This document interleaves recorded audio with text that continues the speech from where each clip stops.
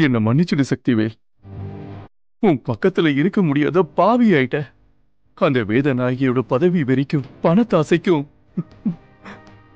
நம்ம குடும்பம் சின்ன பின்னம் ஆயிடுச்சுப்பா. அப்பா கவலைப்படாதீங்கப்பா. நம்ம கஷ்டகாலம்லாம் முடிஞ்சு போச்சு. இனிமே வேதநாயகி அம்மாவால எதுவுமே பண்ண முடியாது.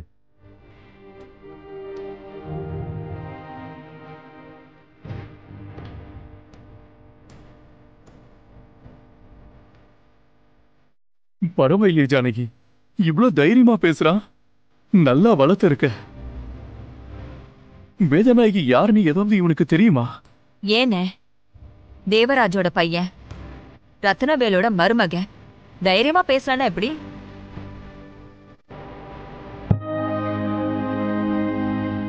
என்ன சொல்ற ஜானகி? ரத்னவேலோட மருமகனா?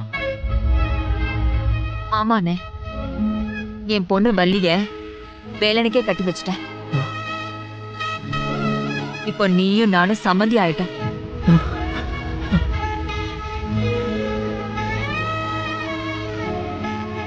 எப்படி ஜானகி? அந்த வேதநாயகி இதெல்லாம் நடக்கவே விட்டுருக்க மாட்டாளே. அவளை மீறி எப்படி இவ்வளவு பெரிய விஷயத்த பண்ணீங்க?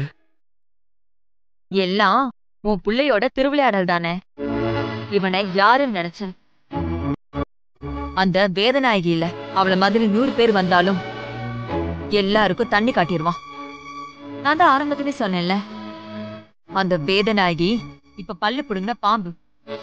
அந்த பல்ல புடுங்கினது யாரே நினைச்ச? உன் புள்ள சக்திவேல் தானே.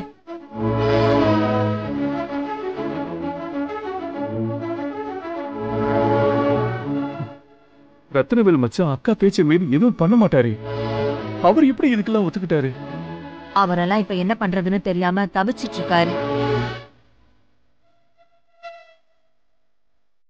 வேலனையும் என்னையும் வீட்டை விட்டு வெளியில அனுப்ப முடியாம பல்ல கடிச்சிட்டு இருக்காரு.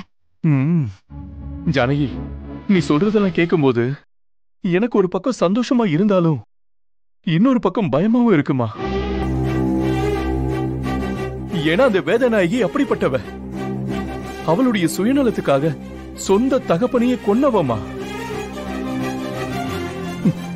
அதனால நீங்க எல்லாருமே பார்த்து கவனமா இருந்துக்கணும். ஏன்னா ரத்னவேல் மச்சான கூட அவ என்ன வேணாலும் பண்ண தயங்க மாட்டா. அப்பா, இதெல்லாம் நடக்க கூடாதுன்னு தான் நாங்க உங்களை பார்க்க வந்திருக்கோம். அந்த வேதநாயகி அம்மா செஞ்ச சூழ்ச்சியெல்லாம் அம்பலப்படுத்துறதுக்கு அத்தை இன்னைக்கு எங்க போறாங்கன்னு கண்டிப்பா ஃபாலோ பண்ணி ஆகணும்.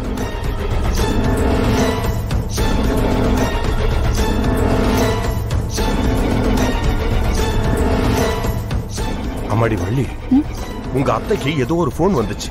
அடுத்த நிமிஷமே அவ ஜானகி ரூமுக்கு போனா. ஏதோ அவசரமா வெளியில கிளம்பிக்கிட்டு இருக்கா. எனக்கு ஏதோ ரொம்ப பயமா இருக்குமா, பாத்துக்க சொல்லிட்டு. நானும் பாத்துட்டு தான் மாமா இருக்கேன்.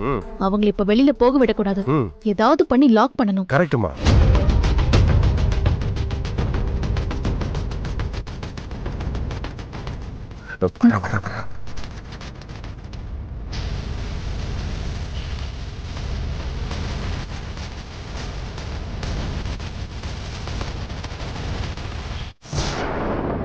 யோ தள்ளியா? யார தள்ளுறது? என்ன வள்ளி? எங்கேயோ அர்ஜென்ட்டா வெளியில கிளம்புற மாதிரி இருக்கு. ஆமா வள்ளி, ஒரு முக்கியமான வேலையா போயிட்டு இருக்கேன். போயிட்டு வந்துடுறேன். அத்தை ஒரு நிமிஷம். என்ன வள்ளி?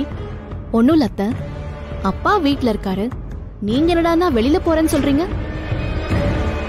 திடீர்னு அவர் வந்து நீங்க எங்கன்னு கேட்டா நான் என்ன சொல்றது? அத நான் பாத்துக்கிறேன் வள்ளி. அவன்கிட்ட நானே பேசிக்கிறேன். நீ பேசுறதா இருந்தா இப்பவே மச்சான கூப்பிட்டு சொல்லிட்டு போ. வேதநாயகி, வேதநாயகி, நீ போனதுக்கு அப்புறம் வள்ளி கிட்ட வந்து மச்சான் எங்கன்னு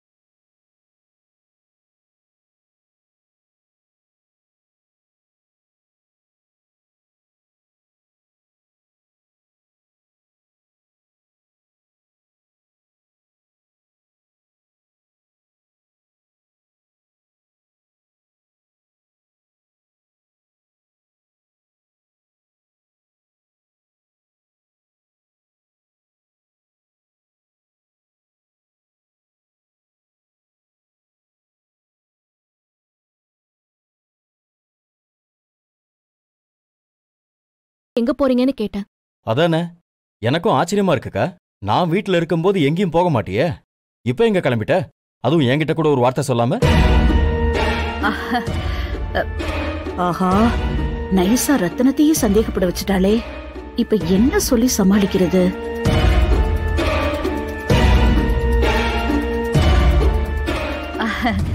அது ஒண்ணு இல்ல ரத்னம், எலெக்ஷனுக்கு இன்னும் கொஞ்ச நாள் தானே இருக்கு. அதனால நம்ம மகளிர் அணி நிர்வாகிகள் எல்லாம் பார்த்து கொஞ்சம் பேசிட்டு வரலான்னு கிளம்புறேன். ஓ அப்படியா? அத நானே சொல்லணும்னு நினைச்சேன்க்கா. அந்த இளம்பெண்கள் பாசறை தலைவியை பத்தி நிறைய கம்ப்ளைண்ட் வருதுக்கா, அத பத்தியும் கொஞ்சம் பேசிட்டு வந்துருங்க. போக வேண்டாம் இருன்னு சொல்லுவாருன்னு பார்த்தா புசுக்குன்னு போன்னு சொல்லிட்டாரே.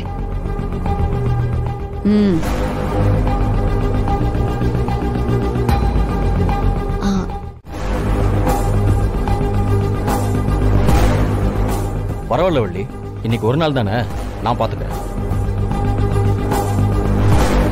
அது மட்டும் இல்லாம அக்காவுக்கு முக்கியமான வேலை இருக்கு போல, போயிட்டு வரட்டும். சரிப்பா, அப்ப நான் போயிட்டு வரேன்.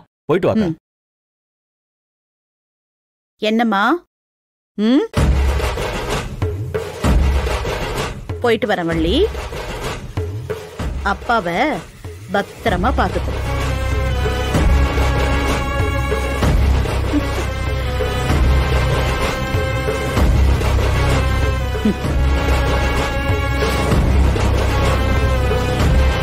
எப்படியும் அத்தைய ஸ்டாப் பண்ணிடலான்னு பார்த்தா எஸ்கேப் ஆயிட்டாங்களே. எனக்கு என்னமோ அம்மாவும் வேலனும் ஜெயிலுக்கு போயிருக்கிற விஷயம் இவங்களுக்கு தெரிஞ்சிருச்சுன்னு நினைக்கிறேன். எதுக்கும் வேலை கிட்ட சொல்லி அலர்ட் பண்ணுவோம்.